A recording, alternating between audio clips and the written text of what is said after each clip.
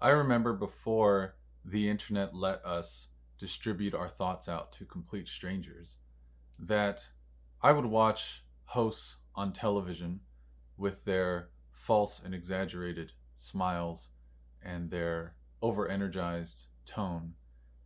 And I would assume to myself that so much of the push for them to act that way had something to do with corporate interests and the need for profit and needing to spread out widely.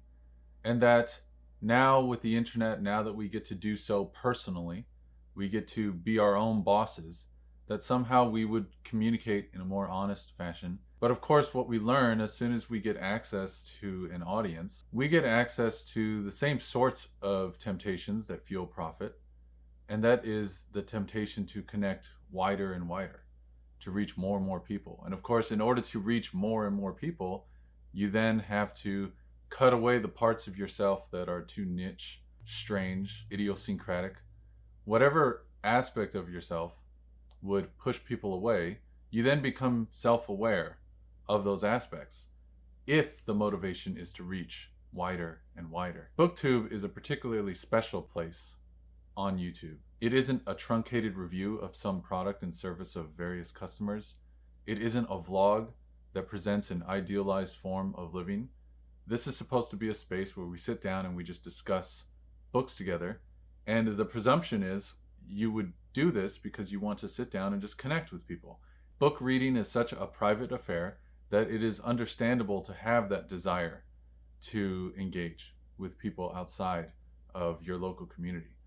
A way to talk about these things that are otherwise so personal, and then read these comments back and forth and get this sense of, oh, people are understanding where I'm coming from, or I'm going to inspire new ways of thinking about the things that I'm reading. I'm going to force myself to think more carefully about what I'm reading and then present it out there. That is, of course, the assumption about BookTube. But there are still incentives at play in creating something online. So many of those incentives are based on noticing attention and how good that feels, and then craving more and more attention, and then noticing the things that push us out of that attention, what alienates people, and then craving to do the opposite in order to increase that hit of dopamine, anticipation, and just that feeling of, okay, here's what works, here's what makes me popular. So many readers, I presume, are not the most popular people in high school or middle school. That drive to adhere to a mass audience, I don't think is the impulse of a lot of readers, but the temptation to appeal to the masses is a temptation that can apply to anyone. And if this is your first dose of attention, real attention, like loving attention, where people are leaving comments and they're saying such nice things about you, that could be very quickly addictive, and it could be very satisfying. And there is a turn that is very easy to make, wherein you suddenly begin adapting yourself more and more and changing who you are in order to feed not just an audience, but a part of yourself that craves attention. This creates an understandable skepticism about intentions from booktubers. A skepticism about, well, how much of what they're saying is them merely sharing something with me, which is the value that I'm presumably trying to get, is some kind of honest engagement with someone. How much of that that's being delivered in the video is that honest engagement, and how much of it is just them posing honesty and posing a bookish self, a kind of ideal of who I wish I could be. I wish I could be a reader like them. I wish I could have all of these comprehensive thoughts. I wish I could have read so many of these things. There is a kind of ideal person that I have in my mind. And this booktuber is offering up, just like a vlog offers up a perfect lifestyle, cutting away all the inconveniences of daily living and interpersonal conflict. In this space, we have a booktuber showing us, oh, here's who you could be. And that is pleasing, right? How much of that booktuber is just showing that? How much of what I'm hearing is actually them, and how much is them with the veneer cutting away any of the inconveniences, a lie, in order to sell to me an image of what I wish I could be? And these are understandable skepticisms about intention. There is an Honest BookTuber Tag with a series of questions about exactly this topic, about, well, just tell me the truth. What do you actually think about the books that you're reading? Are you selecting to only talk about certain books? How much are you trying to cater to me as an audience, as opposed to just catering to your interests and offering up who you really are? This is probably my favorite series of tag questions that I've seen, because I think it's pointing to an insecurity that some of us might have about that dividing line between the corner of BookTube that is very obviously not catering itself to an audience, and then the corner of BookTube that very obviously is catering itself to an audience. And there is a kind of middle ground. I think I'm trying to make videos that can reach as many people as would interest them. But just like many of the viewers, I also wonder about some of the videos that I watch and how much is being forced into a script of what we want to hear in terms of books, and how much of the value is just really saying what we all say about books. How much of what being said is actually real. I want to tackle this Honest BookTuber Tag because I do think it's important to talk about some of the temptations that arise with making something like BookTube.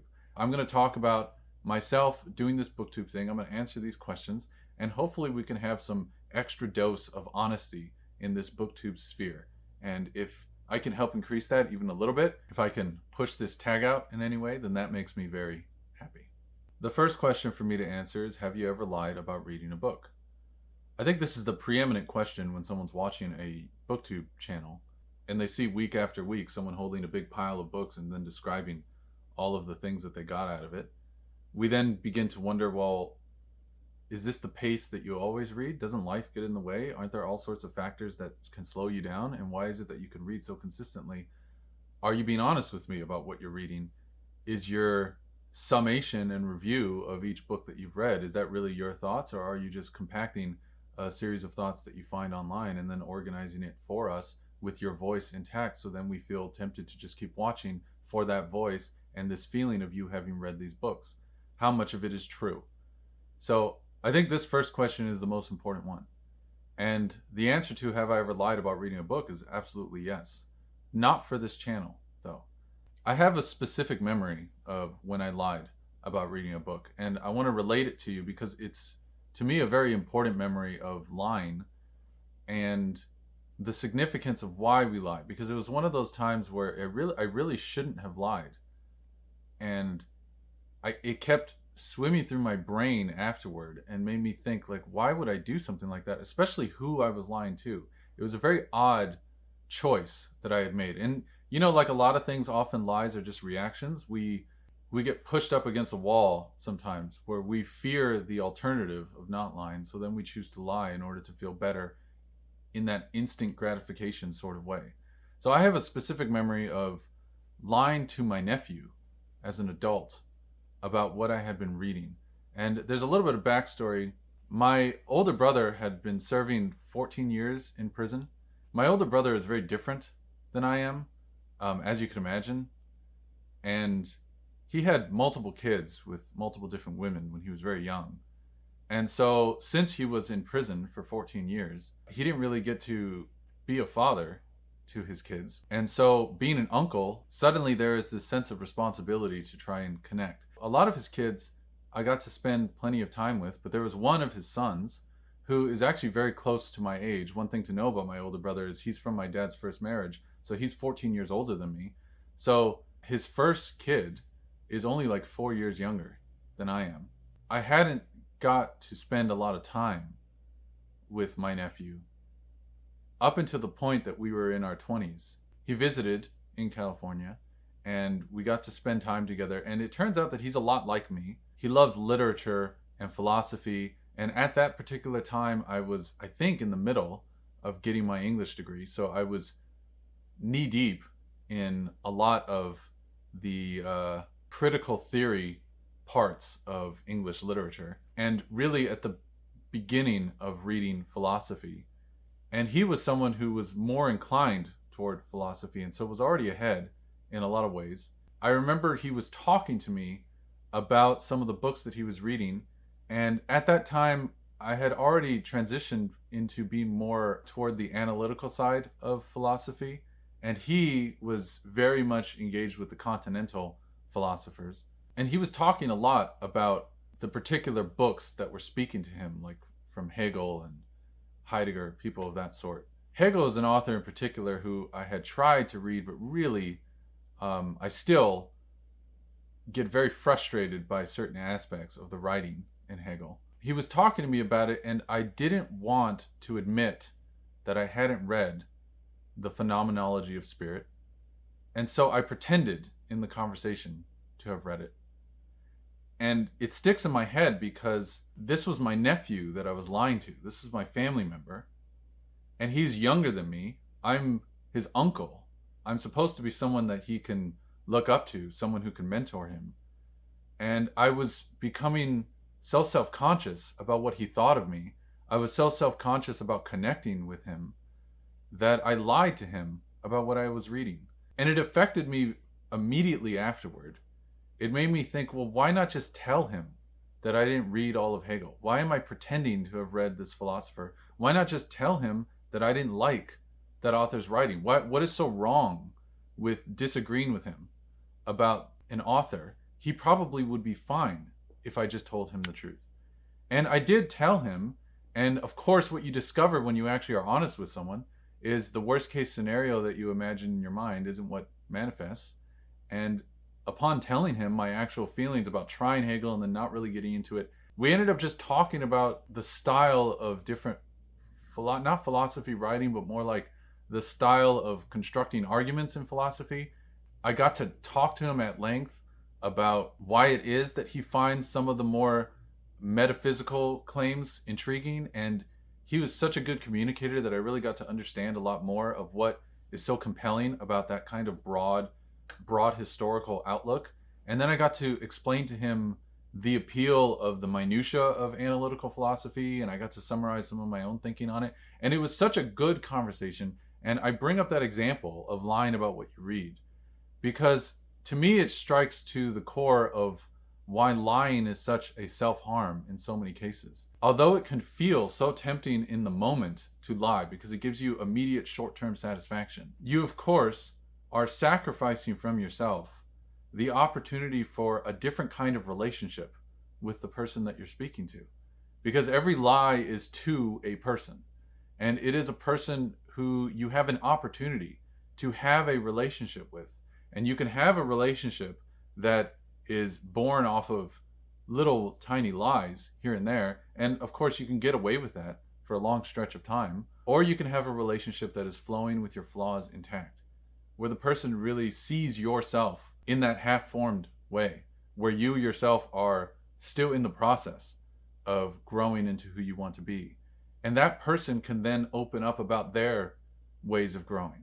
And when I opened up with my nephew about what I was really reading, when I got back to that space of honesty, it was such a strong reminder of how much it matters to let yourself have the flaws out there, such that people can actually have their flaws out there with you too.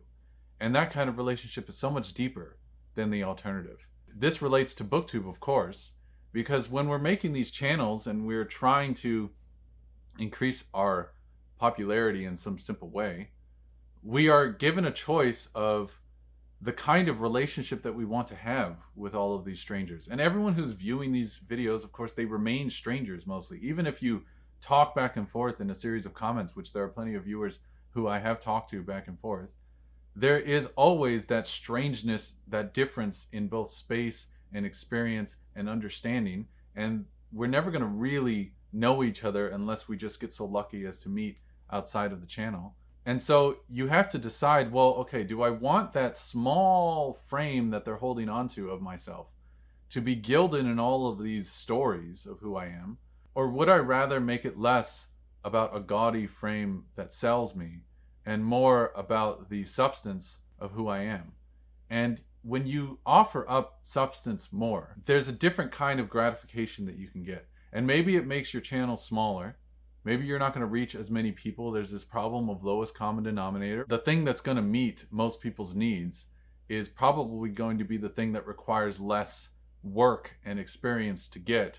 And so the temptation of lowest common denominator is just to reach the aspects of everyone's experience that is most readily available, which is not going to be very complicated or very nuanced or very particular to certain kinds of bandwidths of attention. But if you resist that temptation, if you instead just connect on the basis of, there's a lot of things I haven't read. For instance, I'll tell you in my case, there's a lot of really great books that I haven't read yet. I haven't read anything aside from 1 or 2 short stories by Clarice Lispector.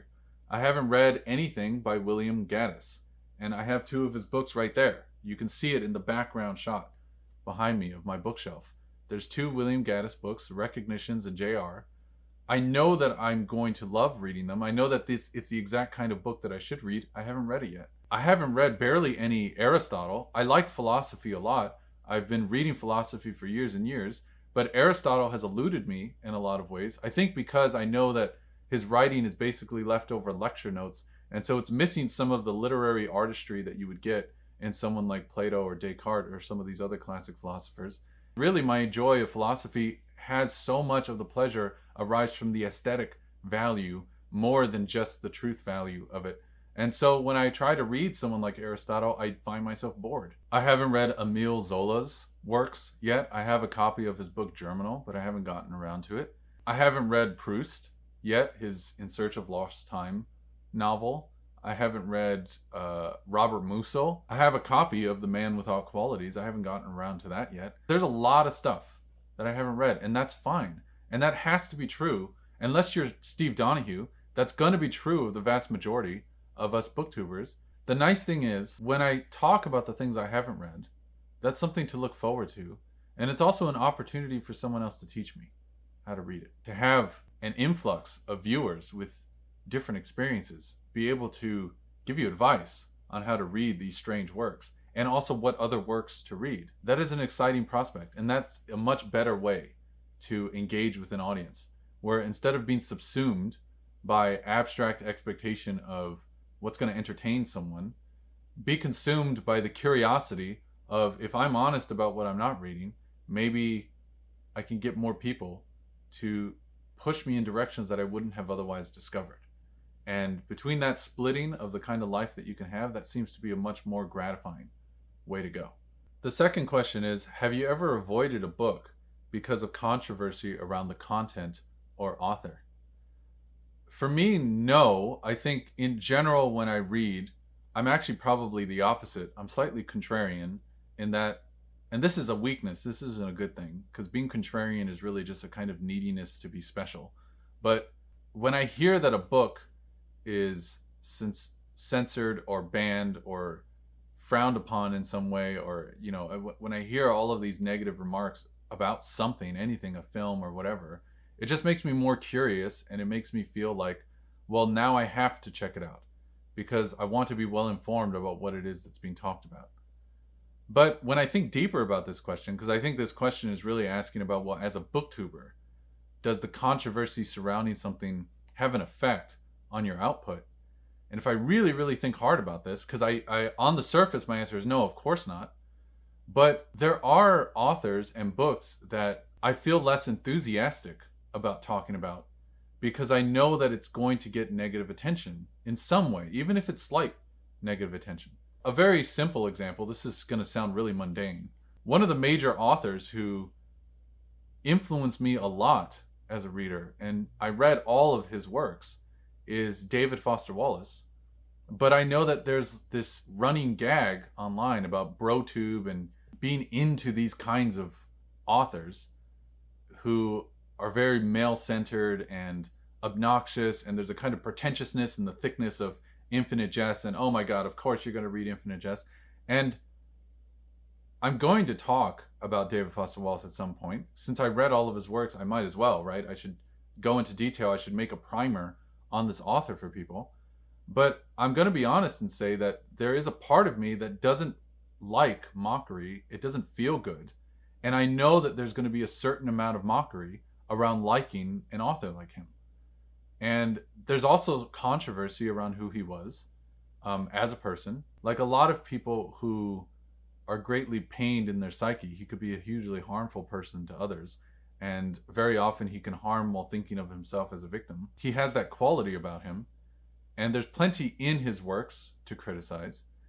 But it doesn't change the fact that, for me, the thing that compelled me to reading a lot of his books was not the smartness of it or look like I wrote David Foster Wallace. That wasn't what inclined me toward him. When I first started reading David Foster Wallace, it was really an author I didn't know anything about. I wasn't hearing about the literary canon. I was just at a Barnes and Noble and I grabbed, I think it was his first novel, Broom of the System, off of the shelf because the cover looked nice. It was that white bird cover with the Penguin Deluxe edition. As soon as I started reading it, I could feel his character in the prose and it felt familiar to me. His kind of neuroticism felt very natural to me.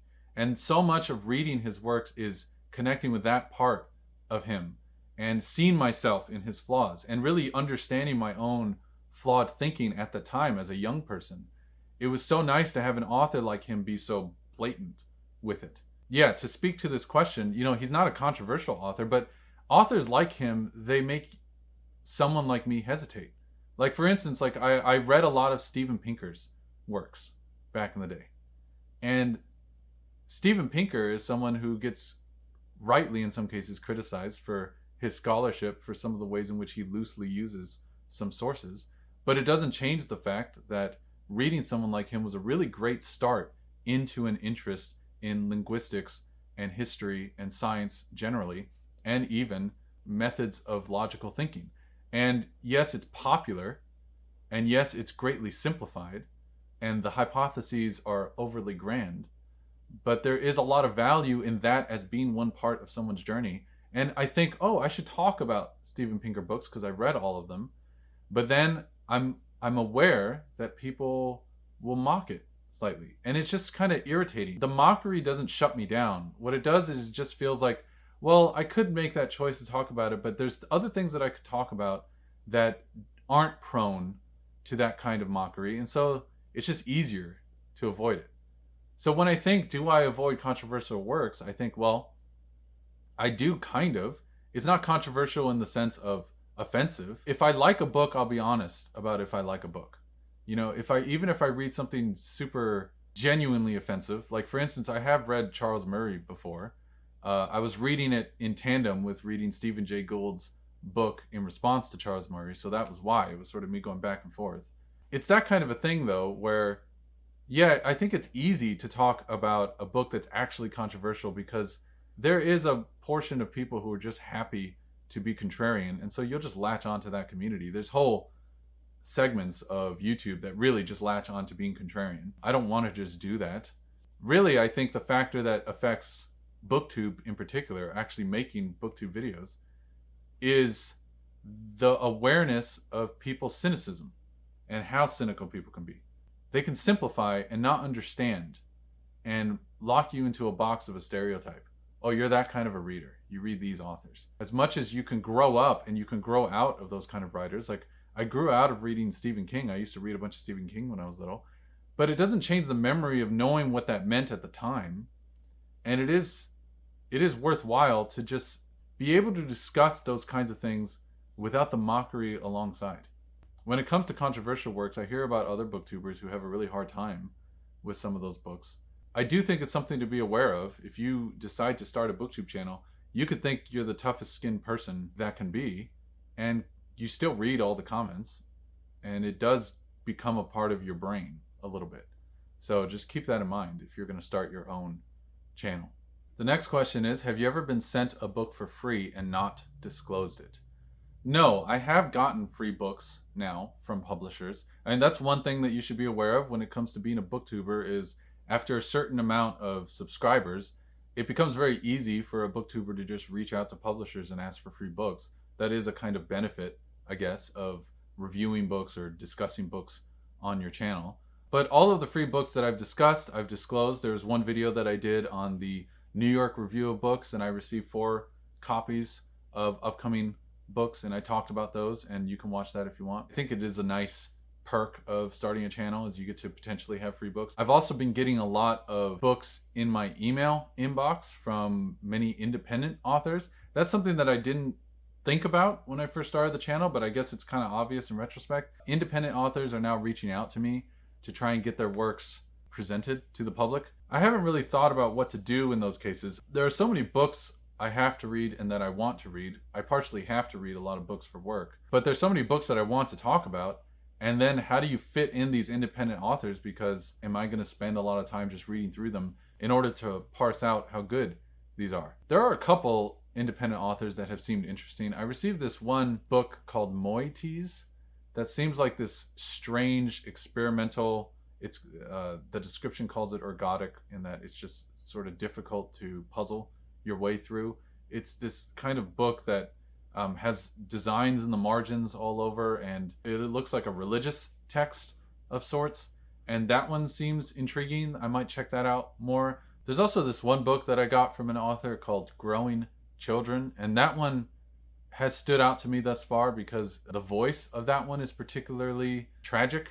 It has a father whose son is autistic, and the dad is not able to reconcile his expectations of fatherhood with having an autistic son, and he essentially disowns this child while trying to grow new children through this new science fiction technology in the book. What's interesting about that particular book is it seems like it's about the worst parts of our expectations of parenthood and kind of ownership over children, and it's also seemingly very honest about the cruelties that we can have toward people not fitting our expectations because we project so much of our identity on those in relation to us as opposed to just valuing them in and of themselves. And this book has a nice voice to it, so it's very intriguing to me. Those are the only two so far that I want to mention. Unfortunately, some of the other independent authors that I've been getting, when I start reading them, it sort of feels it just may not be for me. I haven't really thought about how to talk about those books. This is sort of my chance right now to bring them up just for you, but that's something that's a strange part of having a BookTube channel. Suddenly you're getting like, you're becoming a vessel for authors to advertise. And then it's like, well, is it okay to advertise this? Like, should I be talking about a book that I didn't select myself? So I don't know. Let me know your thoughts on what I should do about that. Should I have like a section of like books in my inbox or something like that? Are you interested in these independent authors? Let me know. Otherwise, I'll just keep talking about just whatever books I read. And if I happen to read an independent author, although it's unlikely, then maybe I'll mention it. But if you're like me, you might feel a little guilty about getting these authors in your inbox and knowing that they're probably having a hard time reaching out to a wide population. So I wanted to mention that. The fourth question is, have you ever bought a book with no intention of reading it? This question feels very strange because I think, well, why would you buy a book without wanting to read it? But of course, when I think about it, it's like, oh, well, this is related to what is right behind me right now, right? I have a wall of books behind me, a big bookshelf. And of course, there is an aesthetic appeal to just having a bunch of books behind you. If you're going to be a booktuber, it just makes you seem like, oh, look at how well read he is, right?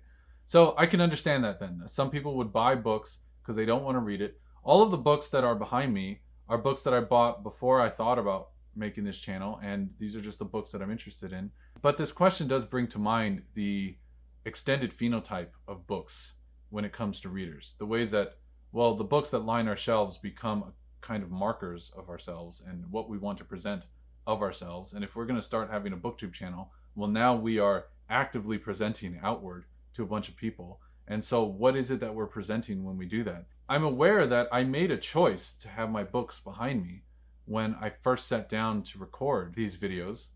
And I didn't have to do that. I could have had my window behind me or a blank wall or something of that sort. And so that was an active choice. And part of my thinking for doing that is, it is who I am. I do think this presentation of the books that I read are the books that I enjoy, and they do tell you something about myself, but it isn't an accidental choice to show them, if that makes sense. You know, one thing that can be criticized is carefulness of presentation. I choose to have the lighting be a certain way. Like right before I start filming, I turn on multiple lights around so that the lighting is at least full enough so that you can see me. That is artificial. I think about my body in the frame of the camera. I think about making eye contact with the camera. I think about how I'm sitting. I think about how I'm speaking. There's a lot of artificiality in this presentation. But one thing to keep in mind is just because something is carefully articulated, even if it's the visual and not merely the words, sometimes that careful articulation is in service of something true. Every book that you're reading is carefully articulated. It is molded and edited down. They cut away the fat. They strive for a certain kind of aim, and there is a lot of construction behind that aim. There is a lot of filtering in order to get through to that ultimate goal that the author has by the end of the story or the book. And so there's filtering here too with BookTube. I want to show certain books. I could have had another shelf, and I think personally that shelf has less interesting books on it, so I didn't have that shelf behind me. So there is an artificiality there, but I do think it's in service of communicating something true, because these are the books that interest me right now. The books that you see behind me are the more recent purchases, so I do think they are the ones that are more in line with who I am as a reader now. At some point, I will do a bookshelf tour and I'll show you some of my older bookshelves, and you'll see that my tastes have changed quite a bit.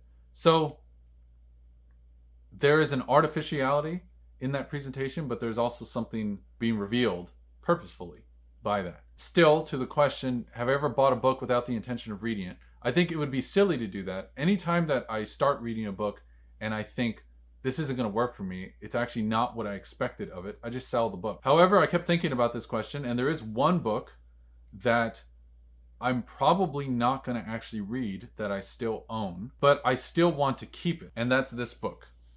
This is the Cambridge Centenary Ulysses. The reason I bought this book is because it's an annotated copy of Ulysses, and I thought to myself, oh, what a great way to read this alongside extensive critical annotations through it, like ways to understand some of the more difficult chapters. There are very difficult chapters in Ulysses mixed in with much more easier ones, narratively easier ones. I was kind of excited to have this book, but when I bought it and it arrived in the mail, I did not realize it was going to be this hefty. This is a massive book. I don't know if you can tell how crazy large this is, but it is not comfortable at all to read. I've tried reading through it and I have to set up like multiple pillows on a desk, and it's not ideal for reading. And then I think, well, I'm not realistically going to read it, probably. And then it's like, well, what do? Do I sell it? And in that case, I decided to keep it because it does have essays in front of each chapter. And I figure I could just read some of those essays, here and there. So that's the one book that I think I own that I'm pretty confident I'm not going to read straight through, but at least has some value to me, and that I'll be able to just read some of the extra stuff. If there's a particular aspect of Ulysses that I just want to think about more or I want more information on, it's just kind of a resource. So I think of it like a resource book in that way. Otherwise, basically all of the books that I own are books that either I have read or I intend to read. If I discover at some point that my interest changed, then I'll just sell the book. Question number 5. Have you ever got caught up in BookTube drama? Thankfully not. I don't actually know what that would look like or mean. I imagine it would be a booktuber criticizing something that I say and then sending a bunch of their viewers into my comment section to then criticize me. Those sorts of criticisms don't really have much of an effect because it feels entirely arbitrary. It doesn't feel like the viewers are actually watching my videos or they even know me at all. It would just feel like a bunch of ants being sent by a queen onto a little mission. And then I don't know that would have a strong effect, but I don't know until it happens. So if anyone wants to start drama with me, I guess that would be my way of discovering how I feel about it. One thing that's really sad about that, though, is it's this weird desire to control that we have. So we have our own little space on BookTube where we have our own community, and we see someone else who we don't have to watch, we don't have to engage, and we're bothered almost by their existence, by the fact of their difference, and then out of a desire to control and make people more like us or make people agree with us, we're then just going to send a wave of people to them. There's something tragic about that. It's something very lacking. Maybe it's important to remember that difference only exists because the person is free enough to express themselves fully. If everyone was in agreement, that would seem forced. It seemed to be a requirement. Just because of the essential differences at bottom that have to be at play, it would be almost absurd for us to agree wholesale on something as a public. Agreement is scary. Difference is reassuring. I think it should be reassuring that people are different than you in terms of how they think. Any of the BookTube drama stuff, I think, is a limitation on the part of the person starting that drama, not being aware of perhaps their own sanctimony about their choices, and how much of the choices of others is really a gift to us and an opportunity to be exposed to different lifetimes in the midst of our one little lifetime. So it would be a real shame to be part of BookTube drama. I hope it doesn't happen, but yeah, I hope that doesn't happen. Question number 6. Have you ever had a hate comment, and did you respond? Hate is a very strong word. I don't think I've had a hate comment, but I have had, at least for a while, there's a couple videos that kind of blew up slightly, so I was reaching a wider audience at that point, and there were quite a few personal insults that I've gotten. I've gotten personal insults on how I speak or how I think or my appearance in different ways. Those are just kind of stupid. In a lot of those cases, initially I was just sort of letting the comments accumulate. What I started to notice is that a lot of the personal insults would cause arguments in the comments, where then people are responding to those people, and then the kind of personality that made that person throw out a personal insult in the first place is the exact kind of personality to just fuel even worse arguments in the comments, and it just didn't seem very helpful. So now at this point, I am deleting comments that are just personal insults. It just seems like a total waste of anyone's time. I'm sure that might bother some of you. It's like, what do you mean you're deleting comments? But it really is only the ones that are just insulting me. They're not really adding anything. I love the comments that disagree with me, and then they give the reasons they disagree. I think that's cool. I'm leaving all of those.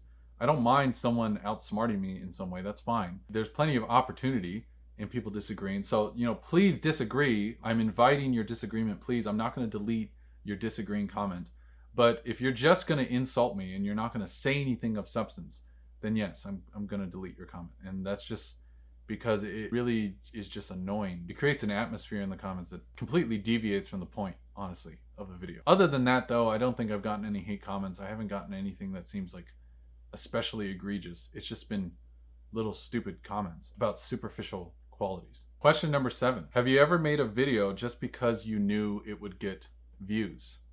This is a very interesting question. I haven't made a video actively knowing, oh, this is going to be the big one that's going to blow up or something. I don't think you can really predict that. The kinds of videos that have done super well on this channel slightly surprise me. However, I am aware that it seems like the list videos do better than the alternatives. What that's meant is I've now adapted videos that I wanted to make anyway, or books that I wanted to talk about anyway, and I've just expanded the list attached to those books. It's so lame to work on a video and then have no one watch it. It really doesn't feel good. I do think about the presentation of the video. I think about the thumbnail. I think about the title. And I justify it in my head because that little bit of artificiality, so long as the video itself is honest, and I hope you've been watching my videos for a while and you can tell that when I'm filming the video, I try to just be straightforwardly myself. I'm not trying to change anything dramatic about who I am in order to get more clicks or something. But I'm okay with the thumbnail and the title being click-worthy. We have an influx of certain portion of BookTube that is very good at getting clicks and as wide a viewership as possible. And unfortunately, some of those, the substance isn't always there. And we have this whole other corner of BookTube with a super high level of substance in terms of what they talk about, but then they don't adapt themselves to a wider audience just in the thumbnails or the titles. It should be comfortable for a booktuber to just advertise themselves in that small way, so long as the content in the video is real. I think that's fine. I watch BookTube to discover books. I want to find out about books that I wouldn't otherwise know about, and it's become like a huge part of the books that I purchase is the books that are recommended on these BookTube channels. And there's all sorts of young viewers on YouTube who only click on these really lavish thumbnails and titles, and they're missing out on some of the substance at play here, and you have a chance to get that substance out. So I think you should push it out as much as possible. I think we should at least think a little bit about the views and try to get more views so that we have the portion of BookTube that is serious be the portion that's actually reaching a wider group of people. So long, again, as we are aware of the effect that it's having on what we actually say. We don't want to change too much of what we say just for a big audience. We want to still be ourselves as much as we can. That's also, again, why I like this tag. I think it's another opportunity to just have that honesty in the BookTube sphere, but just like a tag, it's something that spreads, and I want more people to be aware of certain channels. Question number 8. If you can go back to the beginning of your channel, would you do anything differently? The honest answer is no. I'm very lucky with this channel, and I don't know how I ended up quite so lucky in terms of its reach and the pace at which it's reached a wide audience. So I don't think I would change anything, honestly. I feel very lucky, and I don't want to ruin that luck. So I'm just going to keep doing what I do and making improvements that I think are necessary from my point of view. But then otherwise, it's going really well. So I don't really want to mess with it, honestly. So no, I wouldn't change anything. Question number 9. Are there any channels you wish you could be more like? Yes, obviously. I watch a lot of BookTube. I was watching BookTube for a long time before I made this channel. So there's tons of channels that I really adore that I think are exceptional. Hannah's books, the quality of her videos are so pleasant and personal. I would like to have more of that kind of artistic taste in choices in presentation. I'm really impressed by the active mind. There's a consistency in quality that he showcases that I would like to have more of. I'm impressed by a channel like Book Chat with Pat. The way that she really lives up to the name, it feels like you're just having a conversation with a friend. It's that kind of homeliness that's really nice. I wish I could have more of Reed Red's consummate clarity in the books that he discusses. He can discuss some of the most strangest literature, and yet he manages to do so in a clear, cogent way that is compelling. I would love to have Leaf by Leaf's level of research. I would love to have Bibliosophie's multi-layered thinking and how it's obvious that she reflects on what she reads quite a lot and that she's always just reflecting on her thoughts. I think that's really pleasant. I would love to have Quaint and Curious Volumes just chill attitude. I was actually watching one of his videos when I decided to do a YouTube channel because I thought there's something so comforting about his presence. It just made me think like, oh, I want to be a part of this BookTube thing. I wish I could have David Novak Reed's poetry's his kind of patient comfort in thinking through as he speaks on camera. I would love to have Book Pogo's ability to make being smart look so easy. I would love to have Colossum Books' ability to juggle life in the way that he does. He's literally working on his doctoral dissertation while at the same time reading and reviewing Infinite Jest for the channel. I wish I could have Infinimata's capacity to teach in the process of speaking about books. He tries to talk about books while also teaching writing about books at the exact same time, and I think that's an incredible mix. I would love to have more of Philip Hall's confessional mode, the way that he really brings his life into his videos, and there's value in having someone just speak about themselves and not just about the books. And he speaks about himself and it really hits to the heart deeply and well about his experiences with mental health in the past. He loves poetry, and poetry is very hard to talk about, and yet he speaks it so well. So I would love to have more of that ability to just be fully open with strangers in the way that he is. Obviously, I would love to have Steve Donahue's breadth of reading, just how much he's been able to read, but you know, I know that will accrue over a lifetime. I would love to have more of the offering up the background of reading, like the research into the time and the author that Prose and Petticoats has. I would love to have the eloquence in speech that someone like Bren Bruce Jones has.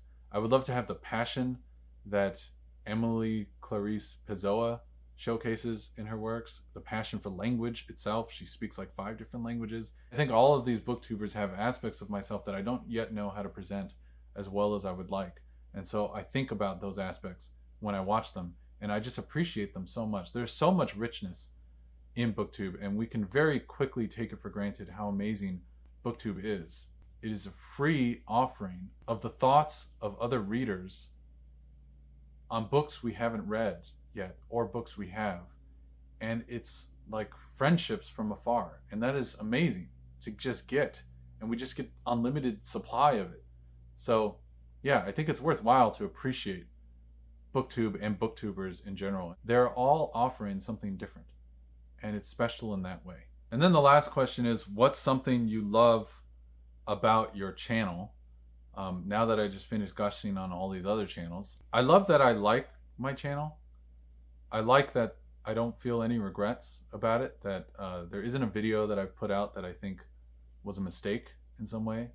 I like that I have a channel that I genuinely think I would watch, that isn't too snappy or loud.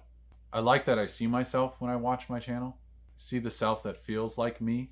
That's very comforting, that that people are actually watching my videos and I don't feel like I've had to lose anything in that process. That's what I love about my channel, is that it feels like me. The last thing is to tag other people. This is like a contagion, so if you're watching this right now and you have a BookTube channel, just you're tagged already. And if I mentioned your channel with appreciation, then I'm tagging you too. And let's keep BookTube honest. Let's just talk about what it's like behind the camera. We aren't going to all be the same in terms of how we feel about temptations of the algorithm. But since we're here and since we're presenting ourselves, let's present ourselves as much as we can. So thanks for watching. You're tagged right now. Sorry. I was on hiatus for a while from the channel, so this is sort of my way back in. I'll probably do a couple of tags just to ease myself into talking about books again. The last point I want to make is, in spite of some of the self-consciousness that can arise in presenting oneself on camera, I love that you're watching, that you care about what I have to say and that you're interested.